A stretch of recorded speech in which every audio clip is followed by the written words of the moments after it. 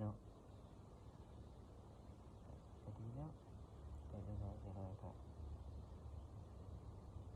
ได้คุยว่าเกี่ยวกับความรู้สึกว่ามันเป็นแบบนี้นะก็ที่ว่าไปก็คือคือกับที่เราตั้งใจไว้ทีแรกกันเลยว่าถ้าว่าเราเร่งเข้าความรู้สึกไปหาความรู้สึกนั้นเลยนะก็คิดว่ามันจะเกิดเป็นขึ้นเพราะว่าเราจะยังตัดจากแฟนเราผู้ใดเนาะถ้าเขาจะเข้าไปแบบมันน่าจะผิดเวลาแต่ก็มองเป็นมันเพราะว่าเราไม่ได้รู้ว่าน้อยๆก็เขาก็ยังสามารถรู้สึกตัวนั้นได้นะเพราะว่ามันก็บ่มีมานั้นเดินละช่วงหลังๆนะแต่ที่ว่ามีแต่มันก็รู้สึกว่าแม่นแบบนี้นะอันนี้ก็รู้สึกแบบมันแม่นแบบไหนแต่ก็รู้สึกว่าอ่าพอที่ตัดสินใจได้แหละ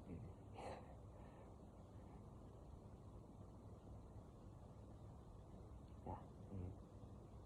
ในช่วงที่ว่ากำลังเร่งเข้าความสัมพันธ์ตรงนี้เจะของก็แบบไม่ได้วนแชทอย่างกับคนอื่นเลยนะแต่ก็แต่มันก็ยังผมอยากสัมผัสว่าความรู้สึกนั้นมันเป็นยังไง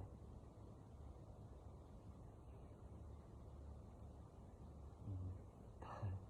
แต่ก็จะมาเล่าความรู้สึกตอนเรามาเป็นยังไงมาเตือนสติกันหนึ่งที่ว่ามาครอบกับแม่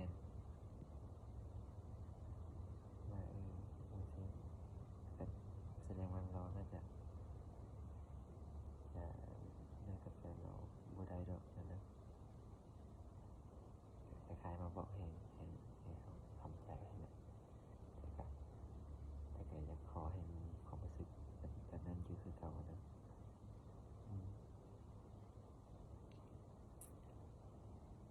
แต่การว่าแหละความรู้สึกมันมันเปลี่ยนบ่ได้ดอกเราได้รู้สึกแต่มันก็ยังรู้สึกกันนั่นแหละแต่ว่าบางทีเขาก็แอบหวังหลายไปแต่นึงแต่ก็ดีแล้วเราอาจจะมาบอกที่มันในตอนที่มันเหมาะสมนั่นแหละดีกว่าที่มันยาวไปไกลไล่พวกนี้แต่ก็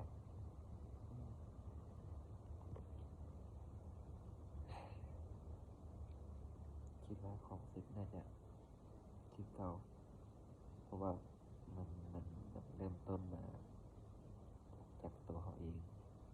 นะมันไม่ได้เริ่มต้นอยู่ที่แบบแบบไม่ใช่หรอแบบคนสองคนมาลงกันถึงใจคอกันนะเวลามันโรแมนต์แล้วก็ตัดไปนะแต่อันนี้ก็มันแบบความรู้สึกว่ามันแม่นอยู่แล้วนะ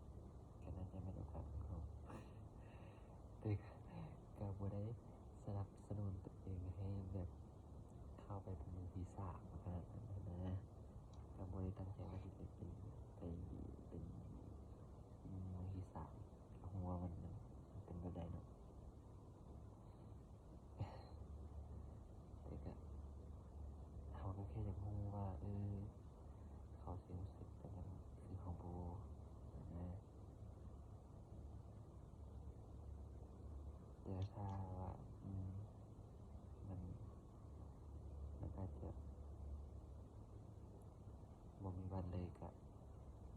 เราเป็นยังอาจจะดีแล้วแหละสำหรับตอนนี้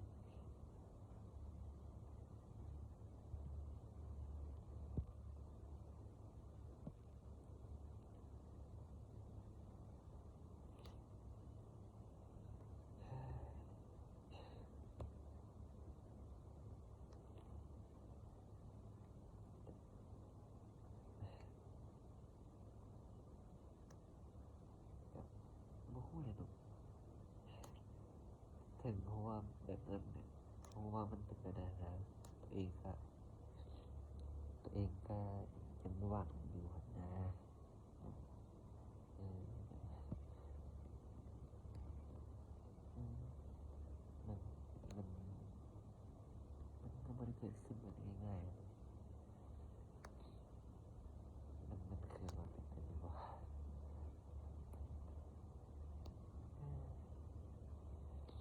ที่สมหวังอีกจะแค่ดึงกากับอะไรเพราะรู้สึกว่าติดตัวมาตลอดแต่แค่นี้ก็บอกว่าติดตัวดอกเขาอาจจะล้ำเส้นตัวเองเขาอาจจะล้ำเส้นตัวเอง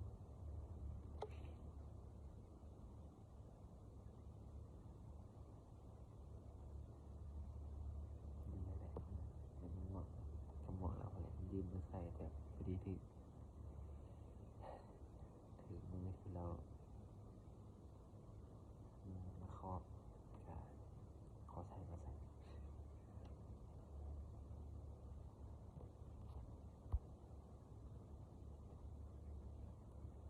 ก็เอ่อที่จริงคลิปนี้ก็ถ้าตั้งใจว่าสิอัดเป็นเรื่องเป็นราวไว้ตั้งแต่แรกนะแต่ก็พอทันก่อนว่าสิอัดไว้ก่อนมือที่สิถามแบบนั้นนะก่อนมือสิถามความรู้สึกเราเลยเพราะว่าคิดว่าอืมมันมันต้องเกิดแบบนี้แต่มันก็เกิดขึ้นเลยนะครับว่าเขาเขาอัดไว้นี่กับมันน่าจะเป็นตัวที่ได้มันคือเหตุการณ์ที่แบบเขารู้สึกว่ามันแน่นแบบนั้นแต่เขาก็ยังเอาตัวเองเข้าไปยุ่งเก็บไว้เตือนใจตัวเอง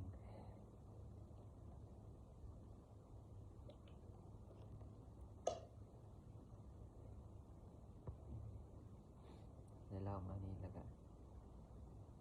ที่เล่าเรื่องที่เคยถือใช่ไหมครับเคยถือตัวมาขนมถือตัวแบบที่ว่าเออรู้แหละคือเขาส่งเขาให้ไม่ว่าอะไรคือเขาส่งเขาให้อันตอนทำครั้งทำอีกนั้นเขามาลงเพื่อประชดแฟนเก่าไอ้เขาก็จริงจังขนาดตอนนั้นก็ได้แต่ตัวเองกับลมสาวเป็นได้ลมสาวเป็นก็คือเอาไข่เนินติดแต่ก็ตอนนั้นกับแบบบุที่บุที่อินอย่างขนาดนั้นเลยแล้วก็หลังจากตอนช่วงกันจบม .7 มาช่วงจบม .7 มาใหม่ๆแล้วก็มาเริ่มรู้จักกับอีกผู้หญิงคนหนึงก็ลงกันได้ประมาณ5 เดือน6 เดือนที่6แล้วมันว่าเขาเดือนที่5แล้วเดือนที่มาเขาเดือนที่ 5นั่นได้เป็นลิ้นไทยเหมือนกันครั้งแรกแต่ก็เป็นครั้งแรกที่ได้ไปลิ้นนำผู้สาวแต่นำแฟนว่าแต่ก็มันโมโห ว่าไปลิ้นหรือว่าไปนำซื้อแทบสิบริจ่ายเงินเลยบริซื้อเครื่องของอย่างเลยแบบไปแบบไปนำกันไปเป็นคู่กันสินะมันก็รู้สึกดีนะนึงแล้วก็จะหลังจากช่วงนั้นมาครับมันเริ่มรู้สึกแปลกๆแบบตอบช้าๆแต่มันผิดปกตินะว่าตอนพอเราบ่มีโทรศัพท์เนอะแต่ตอนที่เราติดต่อมามันก็รู้สึกแปลกๆแล้วก็มันมันเริ่มจากตอนนั้นแหละที่รู้สึกว่าเส้นตัวเองเริ่มแหงแต่ก็ไม่ได้เอะใจหรอกแต่มันรู้สึกมันรู้สึกได้นะแล้วก็ตอนนั้นพอดีเราตั้ง Facebook ใหม่ก็ถามตอนนั้นมีการขอรหัส Facebook กันเข้าไปเบิ่งเลยแล้วก็ถามว่ายังตั้ง Facebook ตัวนั้นจะเป็นยังไงแล้วก็เราก็ตัวทั้งที่ตัวเองเจ้าของก็บอกไปแล้วว่าเป็นคนที่บ่มักคนที่ตัวอยู่แล้วถ้าตัวนี้มันสีให้อภัยบ่ได้นะแต่เราก็ดันมาเห็นแบบนั้นคือเอาไปรักแชทกับคนอื่นเนาะแต่ก็บ่ฮู้ว่าความรู้สึกเขามันเป็นแบบใดนะเวลาแชทกับคนนั้นแต่แบบเอาไปแชทพอดีถามแบบตอนถามแบบบ่ได้ตอบตรงๆเนาะคันถามว่าตั้งมาไว้แชทเป็นหยังก็บ่ว่าดอกตั้งไว้ตั้งเล่นหยังก็บ่ว่าดอกนะทั้งที่ทั้งสองก็เปิดใจ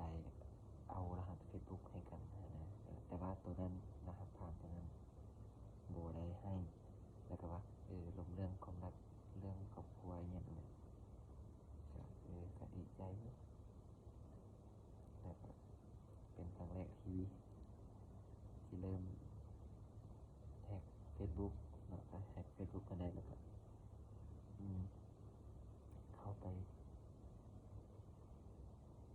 แคปเอาประวัติแชทของเขาแหละมาส่งเขาเบิ่งแล้วก็บ่ว่าหยังทั้งที่ตัวเองก็น้ำตาซึมอยู่แบบปากบอกเลยนะบ่ฮู้สิเว้าเลยนะแบบเฮาไปเห็นแบบนั้นก็สตันไปโดนเติบเนาะก็เฮ็ดให้ผิดกันโดนเติบเนี่ยหลังจากนั้นก็แบบความในใจมันก็ลดลงมันก็บ่คือเก่าแล้วก็ตัวเองเจ้าของก็อืมบ่สิอันนั้นเลยเขาก็มาง้ออยู่ง้อแต่ก็คบกันต่อมาก็มันบ่คือเก่ามันบ่คือเก่าแล้ว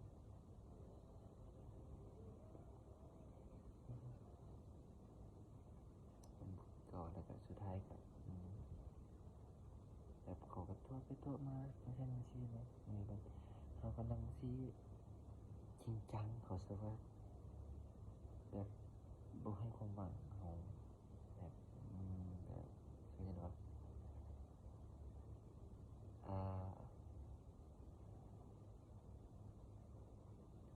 แบบผลักเขาออกนั่นแบบผลักเขาออกแล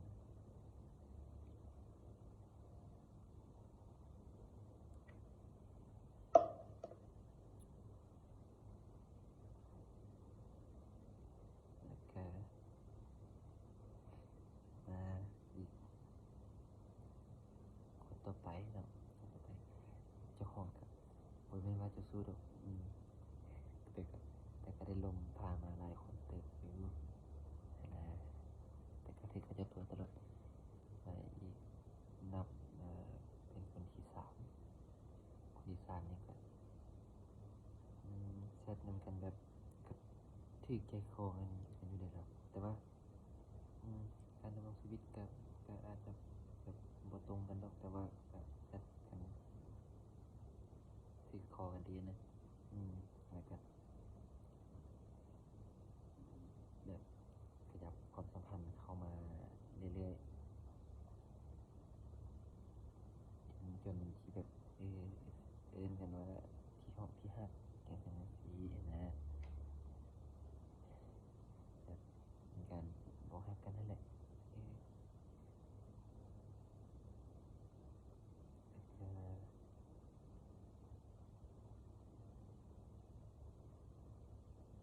ก็แซ่บมันเป็นปกติแค่แบบว่ารู้สึกว่าทุกอย่างมันปกติแต่ว่าตอนที่ก่อนที่เราที่มาครอบมันก็ก็เชื่อไหมมันเส้นมันทำงานอีกแล้วนะรู้สึกเอะใจอยู่เอะใจมือที่มันสิเกิดแล้วกับตัวเองบวกกับตัวเองไปฝันแบบเป๊ะๆเลยกันว่าแทบแบบใดกับแบบนั้นเลยนะถ้ามันซื้อเลข6 ตัวก็ถึง6 ตัวสินะแบบกับมันแก้ความฝันให้เราฟังนะครับต่อมาแล้วมือต่อมากันตอนแรงแล้วก็มาครอบแบบมีแฟนแล้วยังทำงานซีแล้วก็ตอนนั้นเขาก็เปิดตัวกันรู้สึกว่าตอนนั้นถือสวมเขาแบบยาวๆเลยเทือต่อมาผู้เก่านี่แหละแบบเขาเลิกกับคนนั้นแล้วเขากลับมาแซดกับเขาอีกใช่ไหมตัวเองก็ใจอ่อนเกินใช่ไหมบูน่าเลยก็แซดในวันนี้กับบุกงวดเราไปกลุ่มอย่างไรก็ตายใจอีกแล้วแต่ว่าเทือกที่2นี้จากว่าอย่างว่าแบบหูหันเหตุการณ์เลยแบบหูว่ามือนี้ประมาณอีกจากมือที่นี่ที่หน้าเขาสิว่าสิบุเขาสิครอบสิบอกอย่างนั้นนะการมีการทำนายลงTwitter ไว้แต่ว่าจะบอกแล้ว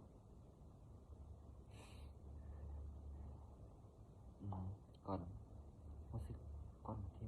เรื่องมันสิเกิดเรื่องที่มันบดีสิเกิดขึ้นตอนนั้นครับรู้สึกถ้าแม่งมามึงทำอิฐแต่แม่งขามันตาหักหลังจากนั้น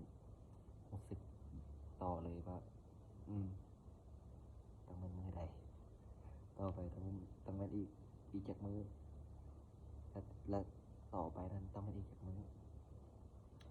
การเดาว่าต่อไปเขาต้องว่าอะไรนะคะมันก็เป็นตอนนั้นเองก็ปุ๊บคือมันว่าเป็นอย่างมันคือมันสมแม่นขนาดนั้นหรือว่าเขาเห็นชัดเจนไปนั้นชัดเจนให้เขาคาดคะเนได้แล้วว่านะหรือว่าเซนมันเองกับพูดอย่างแล้วก็จนมาฮอตมือที่คาดการไว้อีหลีเกือบแม่นมือเดียวกับมือที่ถือตัวในสุดก่อนเลยจากภูเก่าเนี่ยแหละแต่เป็นเดือนเดียวกันท้ายเดือนเหมือนกันแต่ว่าคนละมื้อท้ายเดือนเหมือนกันแต่คนละมื้อครับมันคนละมื้อแต่กับช่วงก่อนที่มันสิเป็นแบบนี้เราก็บ่ได้ก็ใช้ตั้งแต่ดีๆแล้วกันช่วงนั้นก็รู้สึกเสียสาแล้วก็เงียบไปก็พอดีแล้ววันนั้นเราก็เปิดโต๊ะกับคนนั่งอีกนะค่าน้ำมันแล้วก็ไม่ต้องเจอกันอีกแล้วก็ค่าน้ำมันแล้วก็ล่าสุดมัน